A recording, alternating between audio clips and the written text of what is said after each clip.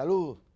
No solo cada 26 de enero, fecha en que se celebra el natalicio de Juan Pablo Duarte Díez, sino eternamente los dominicanos tendremos una deuda con Juan Pablo Duarte, con los trinitarios, pero en particular con Duarte como cabeza de ese movimiento. En el día de hoy, pues nosotros agradecemos de entrada la participación de dos distinguidos historiadores. En el caso del doctor Julio Manuel Rodríguez Grullón, quien es miembro del Instituto Duartiano, de la directiva del Instituto Duartiano, secretario general. Y el general José Miguel Soto Jiménez, que no solo un personaje de la milicia dominicana, de la poesía, sino también de la historia, y quien ha escrito varios textos que siguen siendo pues referencia para los historiadores y para los estudiantes e interesados en la historia del pueblo dominicano. De entrada, muchas gracias, distinguidos amigos. Gracias por la invitación. Miren, yo quiero dar el pie de amigo a propósito de este tema, porque Duarte nace en el 1813, es decir, que nace en medio del periodo de la España boba, que en sí mismo es la cúspide, si se quiere, de una gran crisis económica, de una reducción brutal de la población dominicana y de mucha pobreza, si se quiere, de mucha pobreza. Pero al mismo tiempo, un periodo precedido por el gobierno de Juan Sánchez Ramírez, que entre otras cosas restableció la esclavitud en el 8, en el 9. Y bueno, fallecido él, pues ya es otra la historia.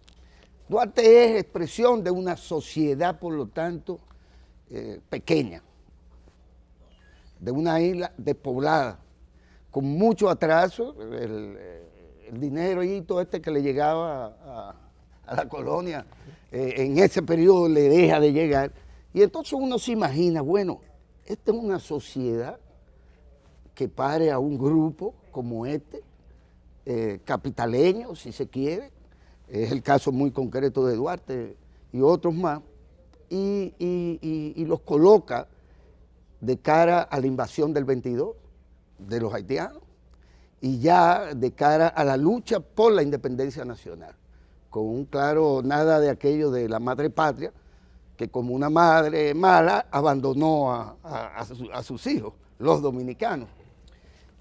¿Cuál es esa relación entre el papel de ellos, de los trinitarios y de Duarte en particular, con esa sociedad que precede, si se quiere, a esa epopeya? Mira, yo considero, antes debo agradecerte la fina invitación, ya lo hicimos, y dentro de ese agradecimiento entonces compartir panel con el doctor Rodríguez Grullón, a quien conozco no solamente por su labor como facultativo, sino además como historiador. Y descendiente de próceres también y de héroes, ¿verdad? Bueno, y además, lo que tú dijiste del día, ¿verdad?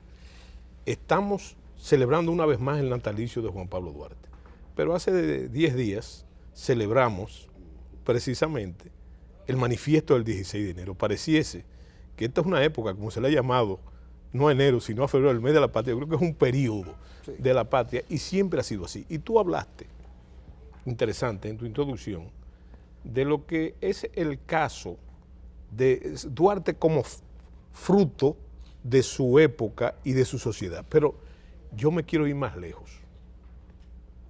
Duarte es el resultado, no solamente de su época, sino de todo el proceso histórico dominicano.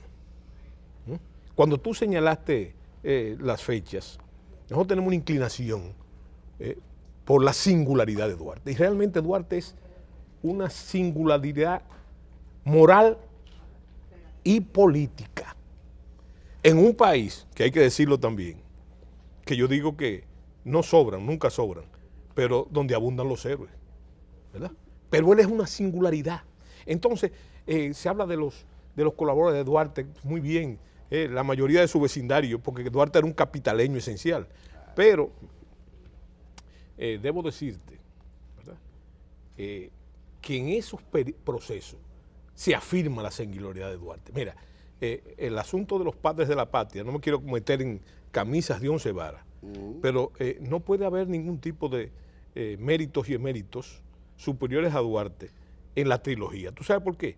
Porque ellos dos eran seguidores, claro, alumnos de Juan Pablo Duarte. Siempre cogieron orden. Siempre cogieron orden. Entonces, yo te hablé de la singularidad de Duarte. Sin embargo, hay que mencionar algo, que es mi punto de vista. Uno a veces no puede escapar de sus tendencias, ¿verdad? Yo pienso que Duarte es un gran favorecido con el aprecio y la admiración popular. Pero es una admiración basada en hechos concretos, ¿verdad? Pero es un ser, nada de lo que se ha dicho de Duarte, y ese es el trabajo, ha sido el trabajo honroso y honorable del Instituto Duartiano, ¿verdad? Que es como un santuario para preservar esa figura en un país donde se atenta contra todo, ¿verdad? Sí. Entonces, yo lo que quiero decirte es que esa profesión de fe que hay en el dominicano se ha hecho sin conocer a Juan Pablo Duarte, porque Duarte todavía sigue siendo un desconocido. Nada de lo que se ha dicho, ni es mentira, ni es perjudicial en ese proceso de admiración de Juan Pablo Duarte. Sin embargo, se ha rehuido, digo yo, que por razones políticas, histórico-políticas, se ocultan datos y nos ocultan al verdadero Duarte, al Duarte que nosotros necesitamos realmente para poder sortear las grandes dificultades del pueblo dominicano. Y el único ejemplo posible es Juan Pablo Duarte. Yo pienso, y hay que tomar en cuenta eso, tú hablaste del proceso anterior, ¿verdad? Pero el proceso anterior, nosotros casi siempre obviamos el papel de la filantrópica y entonces el papel de la sociedad secreta, la trinitaria. Pero esas son obras medulares de la acción de Juan Pablo Duarte. Se ha hablado mucho y se ha discutido mucho de los viajes de Duarte, del viaje fundamental de Duarte, ¿verdad? Que lo hace en la adolescencia. Pero Duarte no fue a estudiar, como se dice, a Europa. Sin embargo, de manera formal, pero Duarte se nutrió de ese viaje. Por ejemplo, pocas personas saben, estoy hablando de los no entendidos, de que Duarte su primera estación fue en Nueva York, ¿verdad? O sea, que pisó los Estados Unidos. ¿Pero qué estaba pasando en los Estados Unidos? Se estaba forjando la democracia norteamericana. Llega en el gobierno de Adams. Y Duarte tenía la ventaja. Dice, pero tú puedes llegar. De Jackson, ¿verdad?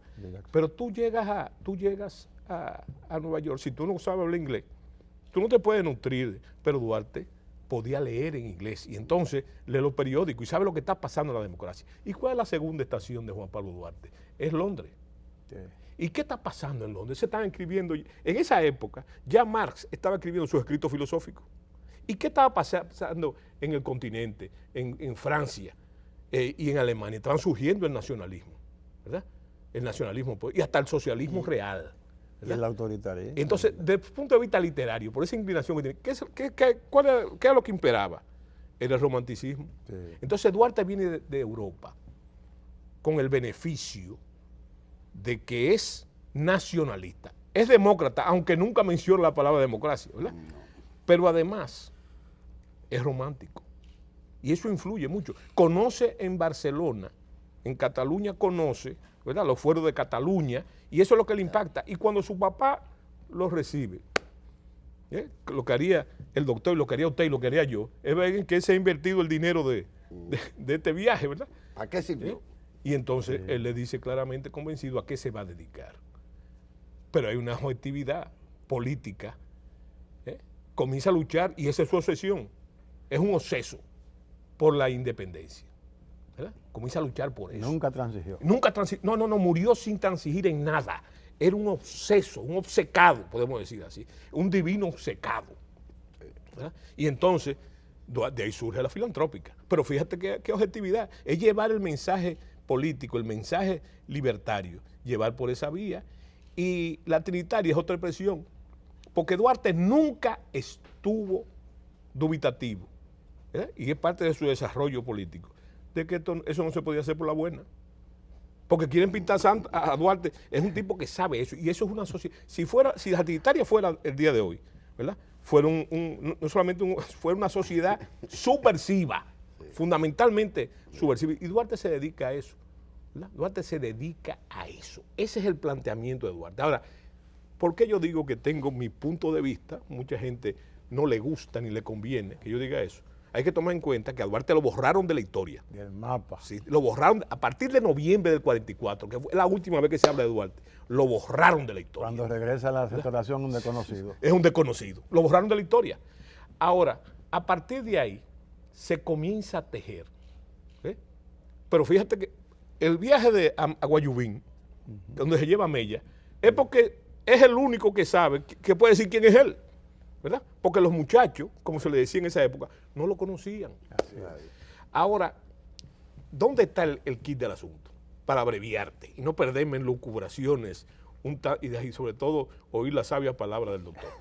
Tú sabes una cosa, que todo lo que se ha hecho con Duarte, que vuelvo y te repito, es bueno, ha contribuido a escondernos el verdadero Duarte. ¿Cuál es la verdad? Que Duarte era un revolucionario. Auténtico. Y un político de pie a cabeza. Precoz. No solamente precoz, pero óyeme, fíjate, hay datos a despecho de la fecha. Déjame decirte una cosa. Esa participación de Duarte en la Revolución Reformista del 43 contra la dictadura, óyeme, eso es un paso increíble. Y eso fue lo que cambió todo. No, y me recuerda, ¿sabes quién? A Trotsky, sin comparaciones descabelladas. ¿Tú sabes por qué? Porque Trotsky decía que para alcanzar la victoria no solamente había que avanzar hacia adelante, o sea que se puede alcanzar, y pareciese un retroceso, pero no lo es. Se involucra de eso, y de ahí nace el manifiesto del 16 de enero, ya en ausencia de él, ¿me entiendes? Sí, pero ¿qué es? Otra circunstancia. Otra circunstancia que, no, ya estaba ya bajo fuego, ¿verdad? Sí. Entonces, yo lo que te digo es que en ese proceso se nos escondió al Duarte entre el ditirambo de las apologías, pero es una articulación política de las clases más conservadoras del país. A mí me llama la atención, por ejemplo, que ¿quién es que promueve la traída de los restos de Duarte y la apología nacional hacia Duarte? ¿Tú sabes quién es? Es un autócrata, también padre de la trilogía, es Ulises Heró. ¿A usted no le llama la atención que Trujillo, que se metió con todo en la República Dominicana, no tocó a Duarte? Pero tampoco nunca le hizo una estatua. Tampoco le hizo una estatua, pero tampoco, óyeme, el doctor Balaguer, que escribe El Cristo de la Libertad, es parte de esa tramada. ¿Tú sabes por qué? Claro. Es para alejarnos el Duarte que necesitamos. El de carne y hueso. Yo he dicho el de carne y hueso. ¿Tú sabes dónde está el problema? Dice la propaganda oficial, en las efemérides. Juan Daniel dice, hay que ser como Duarte. Y yo me pregunto, ¿pero cómo qué Duarte? ¿Cómo qué Duarte hay que ser? Como el hombre tolerante, que lo aguantaba todo, resignado. No. Incluso se pretendió en algún momento afeminado. No. Entre las muchas otras cosas. Sí, pero ese es otro mito. Exactamente. Ese es otro mito. Pero yo lo que te digo a ti, pero producto de la misma articulación. Entonces, ¿cuál es el problema? Sí. Hay que ser como Duarte, como ese Duarte que nos han pintado. Vuelvo y te digo, no hay nada malo en eso, ¿verdad? Un hombre resignado, tolerante. Pero Duarte no era así. No era así. Es un hombre que es capaz de decir, esto tiene que ser libre de toda potencia extranjera o que se hunda la isla. Era un hombre de pelo en pecho que se lanza con las armas en la mano en la Revolución del 43. Entonces, ¿cuál es el proceso? ¿Verdad? Hay que ser como Duarte para gobernarnos como Santana. Hay que ser como Duarte para gobernarnos como Santana, ¿verdad? Esa ha sido la articulación, ¿verdad? Entonces, ¿cuál es la tarea de las jóvenes generaciones? Primero el conocimiento formal de Duarte, para ahí está la academia, está la Fundación Duartiana, el Instituto Duartiano, ¿verdad? Con todo el trabajo sistemático y constante que se hace en el instituto, ¿verdad? Pero hay que buscar a Duarte. Hay que seguir buscando a Duarte. Y tienen que buscarlo los políticos, tienen que buscar, oye, todo el mundo hay que hacer a Duarte. Yo una vez escribí un artículo a un presidente donde le decía, mire, su discurso del 27 debe ser, pregúntele a Duarte. ¿Eh? Y vi en un acto en Neiva, de una conferencia que yo fui a dar, que los niños, los muchachos del liceo, prepararon una actividad respondiendo a todos los problemas nacionales con la fraseología de Duarte. ¿Verdad? No son como recursos de teatro. Ese es el gran cosa. Y yo repito eso, aunque se le quiera buscar implicaciones políticas. Siguiendo el pensamiento de Duarte, no se trata de hacer un Nueva York chiquito, sino un Santo Domingo más grande. Doctor, Yo me iba a referir a una cosa que tú dijiste. pero agréguele un poco esta idea de que la primera distorsión un tanto sobre Duarte, pienso, que es aquella que relata el encontronazo que él tiene con el capitán de una embarcación en la que él se va. Y él aparece como el resultado de una cierta fiebre y de un cierto estado que no quedaba claramente establecido. No. Y que se sugería incluso que él podía estar divariando en cualquier sentido. No. Mira, una cosa, el general ha tocado muchos puntos importantes, pero yo quiero referirme a la esclavitud. Esa es la guía. En el siglo XIX, la esclavitud es el tema que divide y que crea los conflictos. Lo creó en Haití.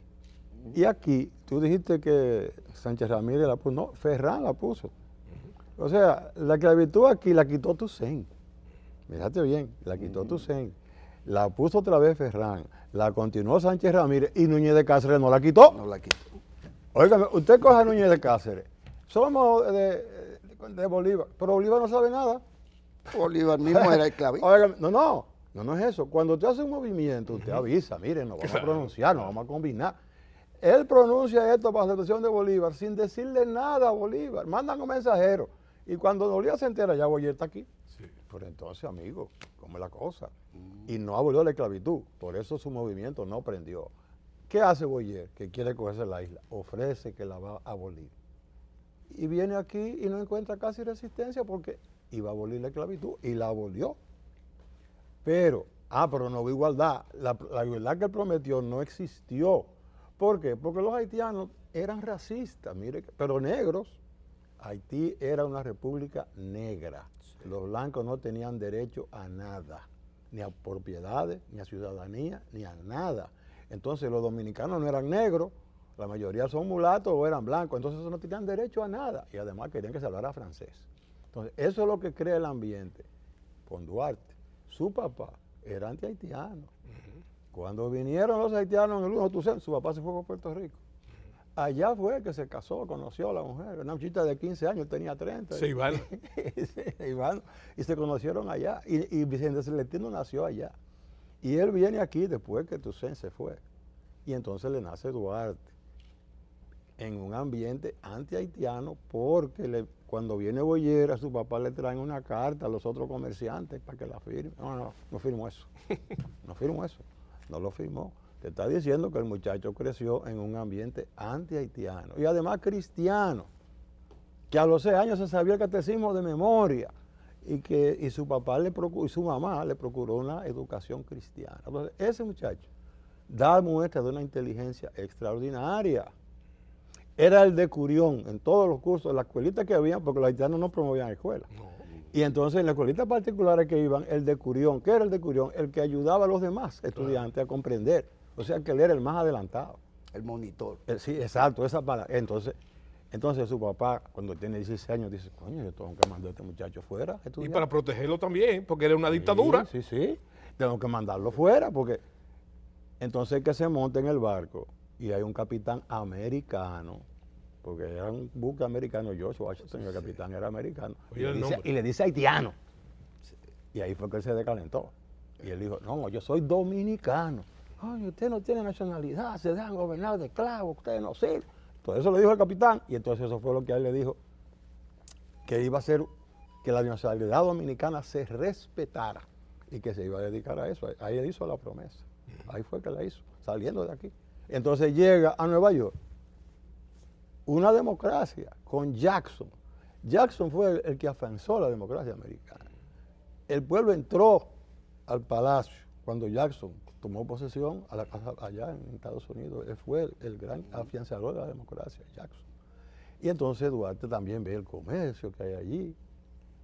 Y él sabía ya su inglés, pero la cosa que yo digo que Duarte observó, cómo se construyó ese país.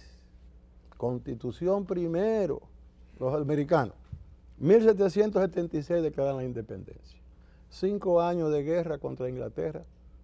1781 ya son independientes. Pero no hay presidente hasta 1789. ¿Y qué pasó en esos 8 años? Poniéndose de acuerdo en una constitución, caballeros, querían que fueran 13 países y conseguir un Estado federal con mucho trabajo y la moneda.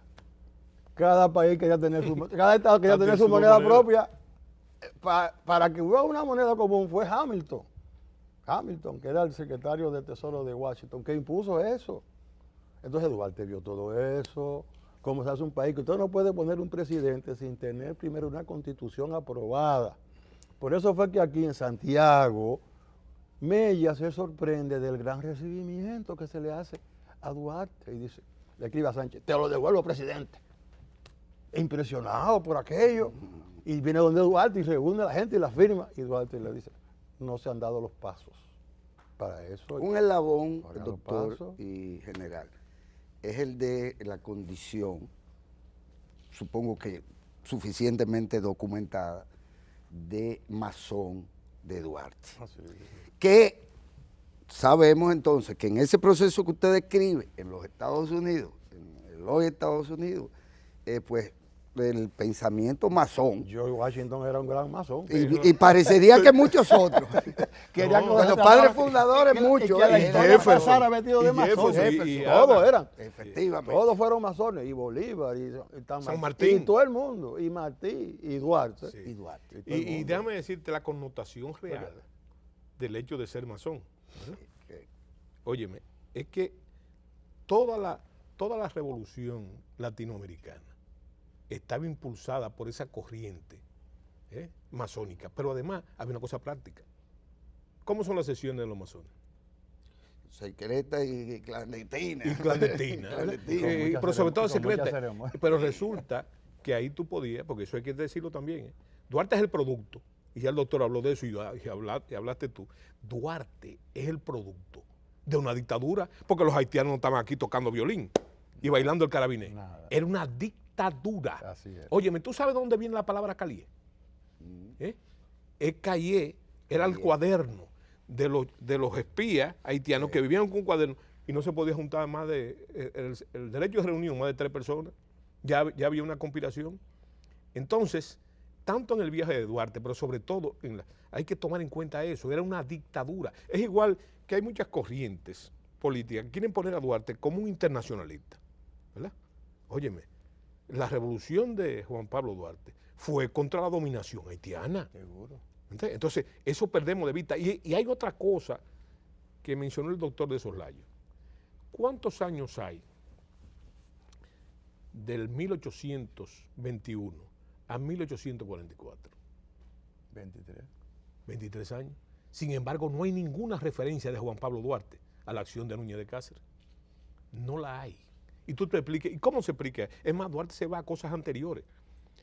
Una de las primeras personas que habla, inclusive del nombre de dominicano, ¿tú sabes quién es? Es Ciriaco Ramírez. Ciriaco Ramírez, que era español, pero es uno de los primeros que habla de la independencia pura. cuando el movimiento de Sánchez Ramírez, sí. y eso le costó mucho, porque eso le costó Y probablemente de la ese fue el reconquista. único propia. voto. la, a favor de la sí, independencia. la Junta de Bondillo. En Bondillo. Oye, Un es voto la a favor. primera, ¿cómo se llama esto? Primaria. Convención. Convención política mañana de la historia. Donde hubo gente que óyeme, los delegados fueron llevados y puestos ahí, se parece a un político dominicano, y puestos ahí para que estuvieran en la Junta de Bondillo. Sí. Entonces, Duarte también, como dice el doctor, es un renegado de ese movimiento. Yo creo que cometieron 3 errores lo del movimiento de la independencia efímera. Primero, en desconocimiento de la realidad social, porque todos eran intelectuales, todos eran profesores universitarios. Tú hablas de la Universidad de Santo Domingo, pero tenía 30 estudiantes. En una ciudad que tenía 2.000 habitantes. Óyeme. Además, Núñez de Cáceres era una figura. Pero Núñez de Cáceres no solamente era profesor universitario, fue rector de la universidad, pero también Correa y Cidrón y López el filósofo, pero los tres eran escritores, escribían en español y en latín en un país que había un alto índice de analfabetismo, la gran mayoría, ¿verdad? En desconocimiento de la cuestión, primer error, le ponen haitianos, el Haití español. Sí. Pero ven acá, en plenas agresiones y agresiones patrimoniales de tierra, porque la reforma agraria de Boyer fue repartirle tierra a los militares. De la iglesia. ¿Pero De la de dónde? iglesia ¿Pero de católica. dónde? De la iglesia. Pero aquí. Sí, Aquí, al lado. Generales que él tenía escritor. Entonces, estaban claro, entonces estaban agredidos. en el aire. ¿Me entiendes? Entonces, primer error. Segundo, una bandera que el dominicano no había visto nunca en su vida, que era de la Gran Colombia. Y tomando en cuenta los asuntos no solamente no le comunicaron nada a Bolívar, que es una querella que yo tengo histórica con Bolívar, que cuando le llevaron la noticia, él estaba en Colombia, en Bogotá, con Santander, y le dijo, mira, guarde eso ahí, para negociar eso con alguna potencia. Además, la deuda que tenía Bolívar, y que Duarte conocía muy bien, competión, ¿verdad? Para el surgimiento de la Segunda República en Venezuela. Entonces, yo lo que creo que Duarte, por eso, Núñez de Cáceres, que fue secretario de Páez, del presidente Páez, ¿verdad?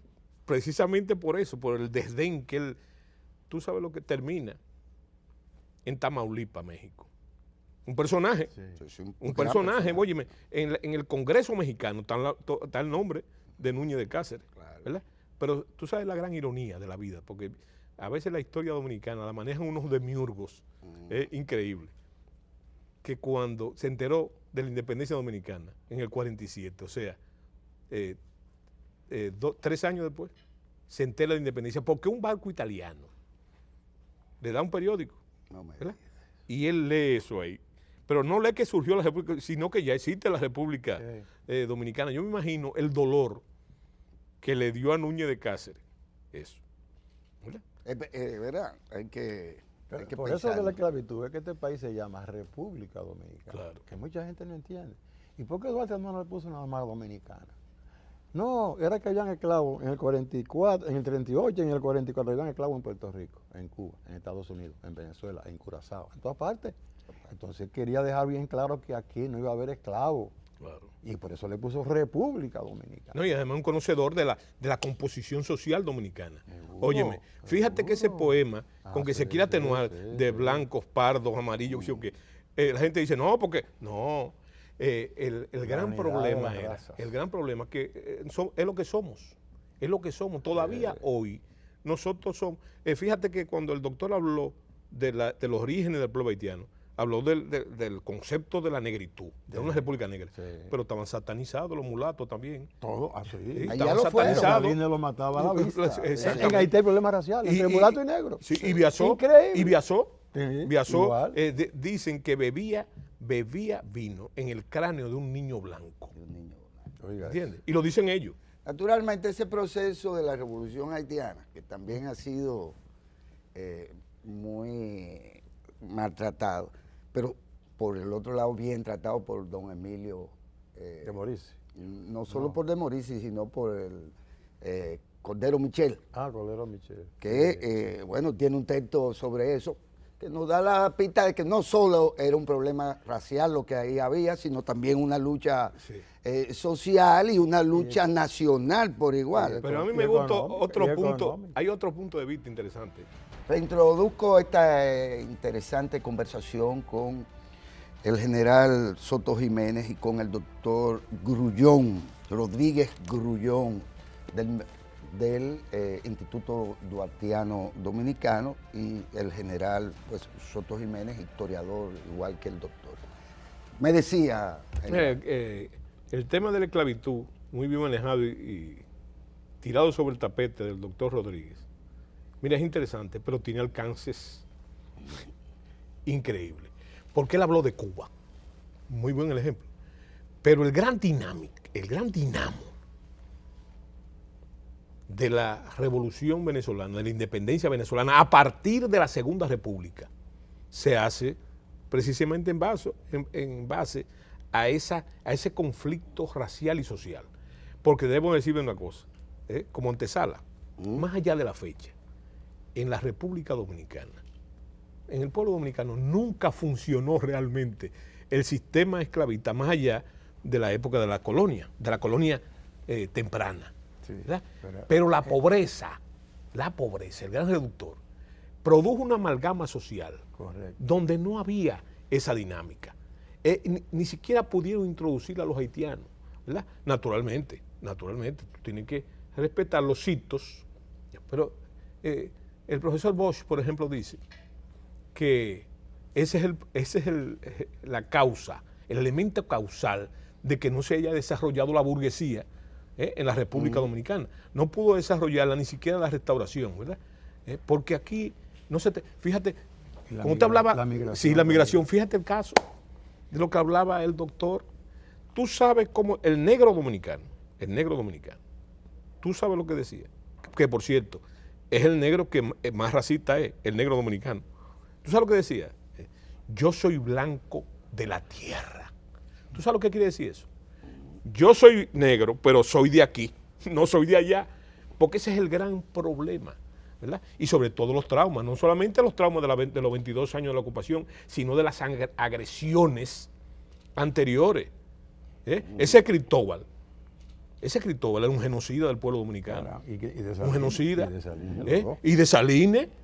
Y el mismo Toussaint. Y déjame decirte, con el agravante de que cuando Viazó, fue ayudado por los dominicanos en su insurgencia, sin embargo, al final de cuentas, lo traicionó y nos metió el pico. Toussaint al principio estaba a favor de aquí, después se cambió. Claro. Cambió. Pero mira, la pobreza que estábamos hablando, fue el crisol que aquí hizo que desaparecieran las líneas raciales. El español iba al campo y allí se acostaba con la supuesta esclava. Claro. Porque ¿qué era la esclavitud? Cuidar ganado. Claro. Eso no es igual que cortar caña. ¿Y cómo que en esa época cómo le daba tu fuete a tu hijo, a tu hija, a tu sobrino? Óyeme, a la vuelta de unos años. No. Ya había lo que dijo el doctor, había una amalgama, una masa que era imposible. Entonces, Bosch lo dice también muy bien, no había diferencia entre el dueño de la finca, del hato, y su peón. No había ninguna diferencia. Y en el caso del tabaco y del Cibao también. Hay que seguir la línea de Luperón, que dicen que no es de Luperón, pero la línea de Luperón, que él decía que el verdadero general restaurador era el tabaco. Que eso fue un salto importante, pero no inmediato. Cuando el polo de poder del hato se desplaza hacia los agricultores del Cibao, fundamentalmente. Y el tabaco. Sí, del tabaco. Pero que la propiedad eran comuneras. Sí, las tierras comuneras. No había ese gran terrateniente porque eran comuneras, donde criaban el ganado. Las vacas son mías, pero el terreno era de todito. Claro. Entonces, era una sociedad muy diferente a la que tenemos después. Hasta donde me alcance la vista. Sí. ¿Tú sabes cuándo comenzó era una diferencia muy diferente a figurar? Y eso tiene trascendencia en la independencia. Porque yo digo que la independencia dominicana nació con la estampa, con el hechizo de los ateros, ¿verdad? Que era una clase que estaba en decadencia ya, en decadencia económica, pero el polo social.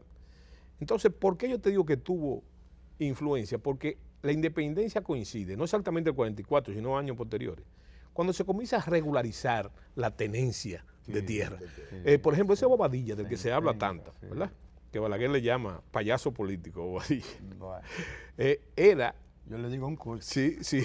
No, de verdad. El primer coche. Y como le decían en la época de Duarte, le decían Pandora. Pandora. Óyeme, fíjate, porque era una caja de Pandora. Óyeme, ¿tú sabes cómo llega él a los independentistas, sobre todo a los ateros? Porque él era que le hacía el trabajo de abogado a los Santana y a los Miche. Estuvo de fiscal en el Seibo. Claro. Porque él era funcionario. Claro. Era funcionario desde la España. Sí, como Baez. Baez fue, oye lo que te voy a decir una cosa. Baez fue el diputado más joven del Congreso haitiano cuando vino de Francia. Que por cierto hay una anécdota que yo no sé si ustedes la recuerdan, que el papá, Pablo Baez, lo va a buscar ahí, al muelle de Santo Domingo, que por cierto no era un muelle. Ahí tú llegabas del barco, te llevaban en yola, vamos a decir, en embarcación, a cosas. Y entonces, cuando el papá le pregunta, mi hijo, ya te graduaste en Francia, ¿qué tú vas a hacer? Él le dijo, papá, lo único que yo puedo hacer aquí es presidente de la República. Y se lo tomó muy a pecho, porque fue 5 veces presidente de la República. Miren, en realidad a Duarte, quiero concentrarme un poco en él en particular. De él se abusa en ciertos modos y contribuye a su eclipse en esa etapa por su ausencia. O sea, es que el hombre ha estado ausente. Sí. Bueno, no porque quiso, y siempre dispuesto a retornar y demás. Pero además hay quienes le quieren, por esa misma ausencia, digo yo también, que un poco hasta negarle la condición de patricio fundacional. Sí. A partir del rol que juega en ese proceso este señor Briones, sí, a quien se le atribuye incluso la redacción de los documentos fundacionales, y como también de una manera como que, es que Duarte tampoco estuvo en eso, ni fue el principal actor de aquello que le atribuyen, sí, a Briones a algunos historiadores. Sí, sí. ¿Cómo ven ustedes? Yo quisiera intervenir por una cosa que tú dijiste al principio, pero de inmediato, ¿verdad? Y me retiro, toco retirada. Óyeme una cosa, Duarte no se fue de aquí porque quisiera. Claro. Mira, yo vivo quejándome, ¿verdad? Y voy a llevar la queja mediante el doctor. Aquí se necesita hacerle un reconocimiento a Abraham Cohen. Sí. Abraham Cohen fue que financió realmente la independencia. Todo lo va quedando. Pero cuando después del contragolpe de Estado de julio del 44, ¿verdad? Que Santana viene. Santana coge a Duarte y a todos los demás y lo va a fusilar. Así es. ¿Por qué no lo fusilan? ¿Tú sabes por qué no lo fusilan? Porque interviene Abraham Cohen, sí, con el peso que tiene, ¿verdad? Y le dice, te estoy hablando de forma coloquial, le dice a Santana, pero venga acá, usted no puede fusilar a esa gente, porque esa gente fue que se inventaron esto, ¿verdad? Y le dice, sí, okay, pues, sáquelo para afuera. Y dice él, yo no tengo cuarto para sacarlo. Y dice Cohen, yo lo pongo, ¿verdad? Entonces, eso es lo que, a Duarte a partir de ahí, ya te dijimos, que lo borraron de la historia. Pero no fue que Duarte se quiso ir. El ostracismo viene de lejos, es más, ¿verdad? el único que no transige, porque entonces tenemos que quebrar moralmente a Duarte en falsedad histórica. Óyeme, todos los demás transigieron, sí, para volver, ¿verdad? Y transigieron, hubo algunos que dijeron, no voy a decir nombre, el elegido de tantas veces por la providencia para salvar la patria, a Santana, sí, ¿verdad? Entonces un artículo famoso de periódico que se llamaba Vanitía, óyeme, pero el único que no transigió nunca fue Duarte. La mayoría de la gente se cree que no, que él estaba, óyeme, Duarte tenía un régimen epistolar de donde se saca el ideario de Duarte. Combatir, ahí tú te das cuenta, aunque son fragmentos, pero lee la correspondencia porque tú ves, nunca transigió, y un combate permanente. Entonces, Duarte no fue que se fue ni que no quería, siempre estuvo pendiente, siempre, ¿verdad? Entonces, ¿Qué pretendemos? ¿Lanzar a Duarte al martirologio? ¿Era mejor Duarte muerto que Duarte vivo? ¿Verdad? Entonces, no podemos pretender eso. Entonces, no es verdad. No, lo que yo digo, estoy hablando de Bobadilla, del movimiento. Sí, de Brión. Del Brión. manifiesto. Bueno, de Bobadilla Sí, Brión, sí. y del manifiesto del 16 de enero. Mire, Bobadilla está en política desde la España boba. Siempre arriba. Y con Francia. Y con los haitianos. Y cayó arriba en la República. O sea, ese es un tipo Un burócrata. Un burócrata. arriba. Exacto. Arriba siempre. Entonces, él se da cuenta en el 43 que el movimiento de Duarte Muy tiene importante. fuerza porque ganaron todas las elecciones. Sí. Cuando tumban a Boyer, que quiere hacer una constitución nueva en Haití y hacen unas elecciones para elegir el delegado, ¿y quiénes ganan? Los duartistas. Su aparte, hicieron una fiesta el 15 de julio ahí donde está la estatua de Duarte Sí. para celebrar Se va a celebrar. el triunfo. Y eso alarmó a los haitianos. Y sobre todo, escúcheme, doctor, el documento. Oye, cómo Bobadilla. Ese es un proceso interesantísimo, eso que dice él. Bobadilla, que es un zorro, un viejo lobo de la política. Resulta que Mella, que era el más cercano a él, el más por lo que te decía él, Segundo la le segunda lleva, firma. óyeme, cuando el manifiesto del 16 de enero realmente lo escribe Sánchez, el borrador. Eso, ahí se discute. Sí, hay mucha discusión con eso. Está bien, pero yo sé creo que que fue Bobadilla. sí, que Pero no. Te voy a explicar lo que pasó. Le llevan el borrador a Bobadilla. Ah, bueno. Con lo que dice el doctor, Bobadilla hace así, con esos números que dice él de las elecciones, dice, para usar un contra, que es otra cosa del dominicano, dice, ay, los muchachos se van a salir con la suya. Y Bobadilla lo que hace es que aprovecha el documento, lo reescribe, Ah, bueno. ¿verdad? Lo Sí, reescribe, sí, sí. ¿verdad? Sí. Pero es el puente de Bobadilla para asaltar el proyecto de la independencia, Sí. ¿verdad? Es porque entonces él lo reescribe y lo pone como de él. Digo, él mismo lo dice. Bobadilla dice que es de él. Él mismo lo dice en una carta. Mira, y lo hace pasar a la historia como acta de la independencia. Y cuando usted lo lee, la palabra independencia no aparece En ninguna ni parte. una vez. Ni una vez. Separación. Separación. Y separación. Sí. Es un asunto de tergiversar y de confundir. Claro. Querer hacer separación sinónimo de independencia, que no es cierto. Sí. Porque tradicionalmente separación era salir de los haitianos y colocarnos bajo la protección de una potencia extranjera, porque no podemos con ellos. Eso es lo que se creía hasta Duarte.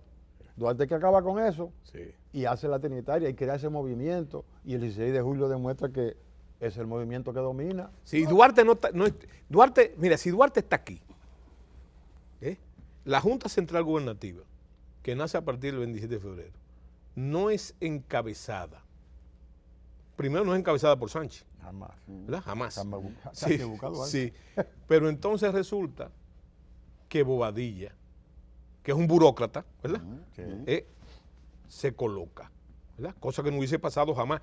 Porque ahí, tú vas a mencionarte después, gente comete la osadía de hablar de cierta feminidad de Duarte. Óyeme una cosa, en términos dominicanos, que a mí me gusta hablar así, Duarte era un macho de hombre, un macho de hombre.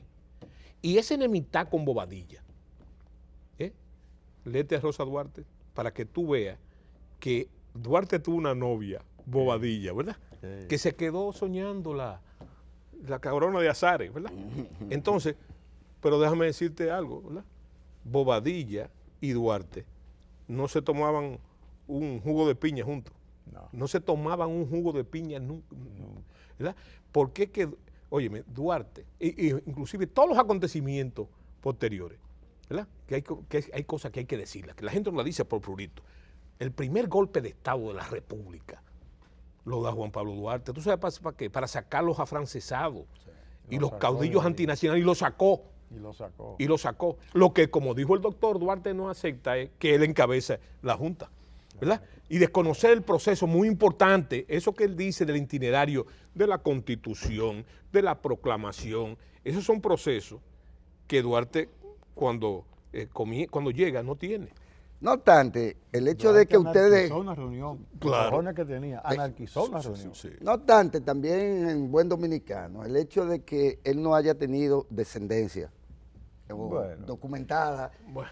diluye un tanto lo del macho de hombre. Sí, no. Pero en segundo lugar, pero No, bueno, es que pero está además dando un sentido queda, que tengo que ponerle un poco de salsa a esto. Mire, queda también cómo se diluye un tanto, posteriormente con su ausencia, el perfil militar de él, con el episodio de por aquí. De Sabana Buey. No. De Sabana Buey. Expliquemos esto un poco porque la intención es que se recuerde a Duarte no mitológico, Mira, sino al yo Duarte no voy de a carne y entrar, hueso, yo no voy a entrar en ese Pero tema. Sabana Buey es interesante. Sí, pero yo no voy a Vamos entrar en a el tema, hablar de eso. pero déjame decirte una cosa.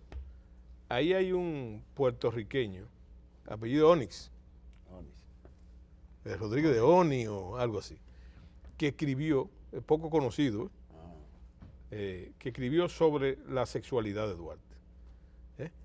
No voy a apañar ninguna teoría, ¿verdad? Pero yo pienso, en mi libro está en el Duarte de cual ni hueso, ¿verdad?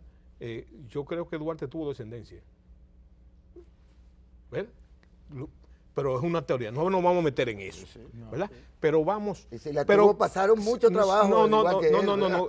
Toda la familia de Duarte pasó mucho trabajo. Ahora, la familia entera. claro, pero déjame decirte algo, tú que tocaste lo del macho de hombre, léete el proyecto de diario de Duarte, lo que pasa con Duarte, Duarte llega a Alemania y comienza a ver esas mujeres rubias y esas rubiotas, lo que él pone, ¿verdad? Se alebreca, tú dices, bueno, pero ¿y qué alebrecamiento que Óyeme, no es así. Además que hay otra cosa. Que era joven, además. Tú ¿verdad? sabes lo que era la mujer en el siglo XIX. ¿Cuándo tuvo el voto la mujer? Fue en el siglo XX, en los años 40. La mujer estaba destinada a la cocina, a lo que sea de la. Y a ti no te llama la atención que hay varias mujeres que son fanáticas, pero no políticamente, Duarte. María Trinidad En Sánchez. eso se parece un poco a Jesucristo. No, a Jesucristo, no. Bueno, Jesucristo se hizo rodear. No. Se hizo Oye, rodear. pero yo estoy hablando. Mujeres. Claro, yo estoy hablando de María Trinidad Sánchez, ¿verdad? Estoy hablando de Concepción Baltasara. Sí. Baltasara de los ¿verdad? Reyes. Entonces, yo te estoy hablando de mujeres que estaban dispuestas a morirse, ¿verdad? Que estaban dispuestas a morirse por ese hombre. ¿Por qué? ¿Por qué? Y no con una formación sino es que Era un galán. era un tipo buen mozo, pero además de eso, es que es otro de los mitos.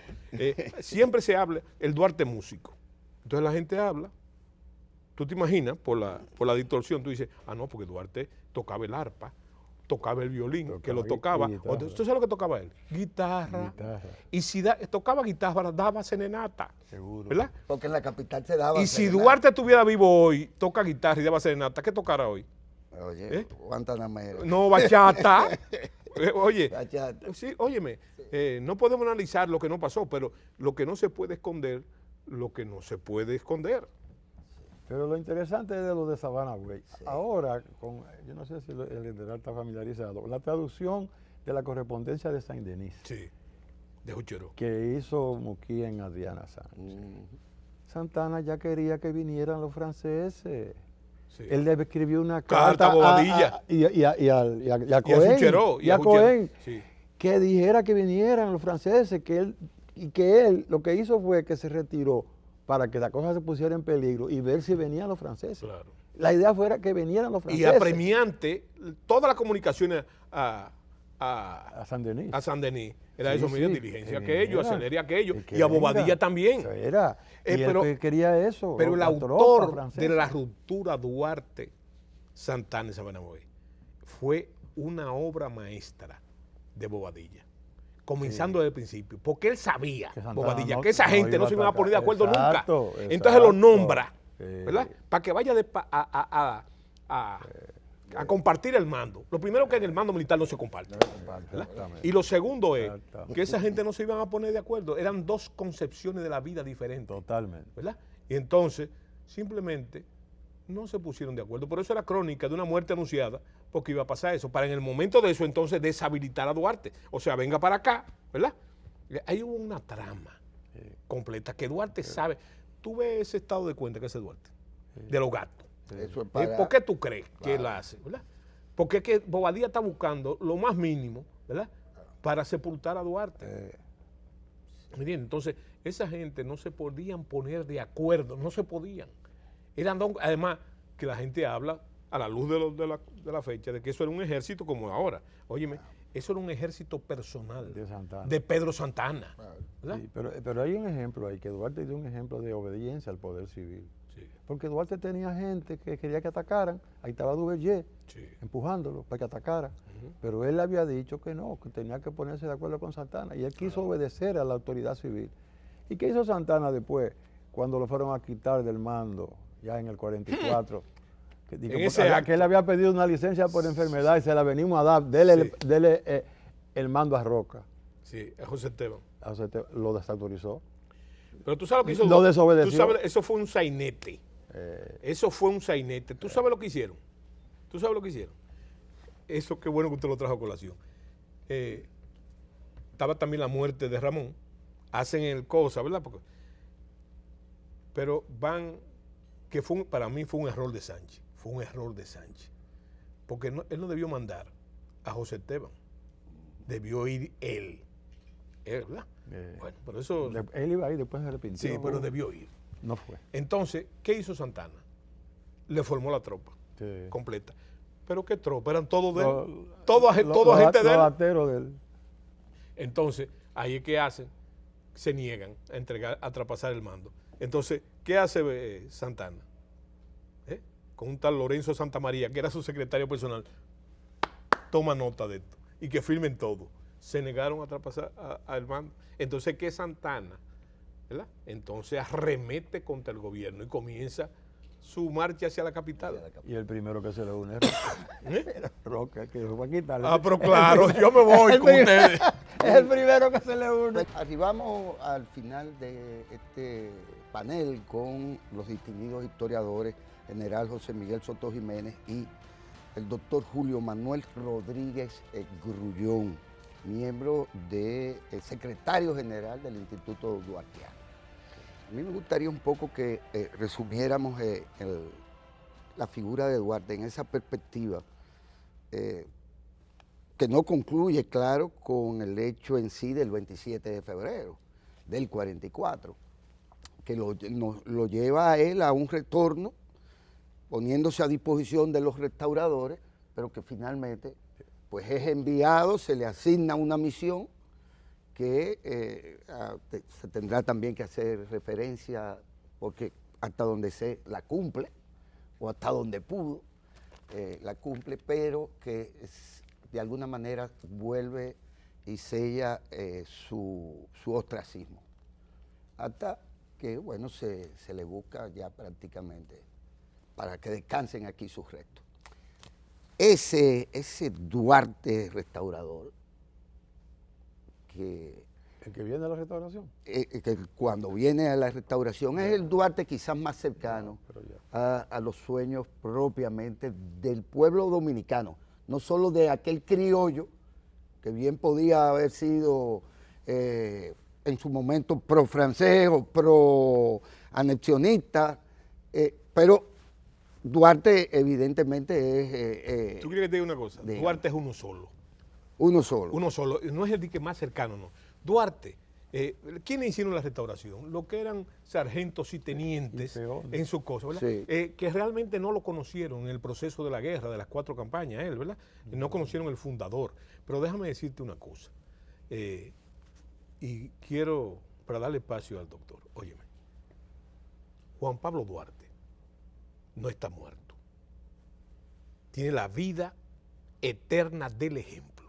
Y mientras más caminamos hacia adelante en la República Dominicana con su problemática, con sus dilemas, el pensamiento de Duarte está más vigente. Así es. Te voy a poner un solo caso. Duarte, como tú dijiste, los avatares de Duarte, pasó mucho trabajo, ¿verdad? Inclusive para vivir, para sostenerse. Entonces hay un hecho que a mí me llama la atención, para que tú veas cómo está distorsionado la cosa. Que Duarte vendió vela. Óyeme, hay gente que dice que no, que tiene una fábrica de... Óyeme, qué bueno que vendía la vela. ¿Tú sabes por qué? Para vivir, para comer. ¿Tú sabes por qué? Porque el 62% de la economía actual es informal. En los semáforos te venden perritos, te venden pajaritos, te venden pececitos, te venden... Esa es la economía informal, ¿verdad? Y qué bueno que esa gente que constituye la masa del pueblo dominicano, una mayoría, ¿verdad? Tenga ese ejemplo.